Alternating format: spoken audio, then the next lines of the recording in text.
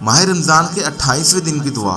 ترجمہ: اے اللہ، آج کے دن نفلی عبادت سے مجھے بہت زیادہ حصہ دے، اور اس میں مجھے مسائل دین یاد کرنے سے عزت دے، اور اس میں تمام وسیلوں میں سے میرے وسیلے کو اپنے حضور قریب تر فرما۔ اے وہ ذات جسے اسرار کرنے کا اصرار دوسروں سے غافل نہیں کرتا۔ ماہ رمضان کے 28ویں دن کا ثواب۔